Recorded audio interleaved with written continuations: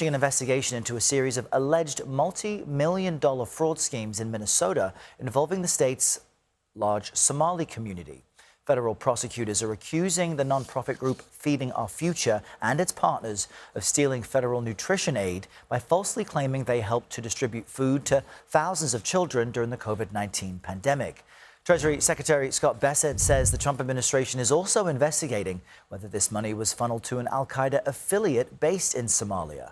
CBS News Minnesota investigative reporter Jonah Kaplan brings us more on this.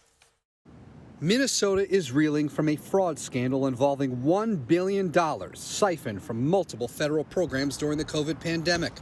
In the past 3 years, 87 people have been charged, 61 convicted, most of Somali descent.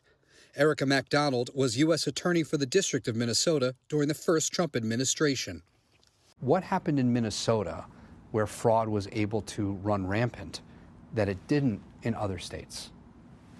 Lack of accountability, frankly. We knew that fraud occurs, and there's warning signs that come with it, and they were ignored in this case. According to investigators, the schemes involved bogus receipts and invoices for meal programs, housing assistance, and behavioral health services, charging the state millions of dollars for services that were never provided. This week, the president has repeatedly lashed out at Minnesota's Somali community. We're going to go the wrong way if we keep taking in garbage into our country. I think it's a beautiful country. Jamal Osman, who moved from Somalia to Minnesota when he was 14, is a naturalized U.S. citizen and a member of the Minneapolis City Council. Anyone who looks like me are scared right now.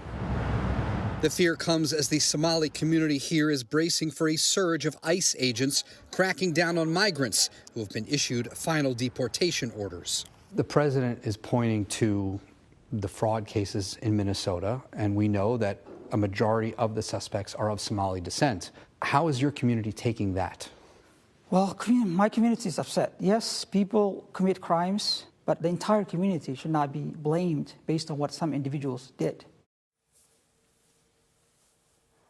And the Republicans on a House Oversight Committee in Washington announced in a news release they're launching their own investigation into the fraud in Minnesota and whether some of that money, that stolen taxpayer money, could have made its way to terrorists overseas. But Errol, I spoke with several federal investigators, and they say there's no evidence that happened. Instead, they say the fraudsters actually pocketed the money for themselves and spent it on things like cars, trips, houses, and diamonds, among so much more. Errol? All right. Jonah Kaplan with some eye-opening reporting there, joining us from Minneapolis. Jonah, thank you.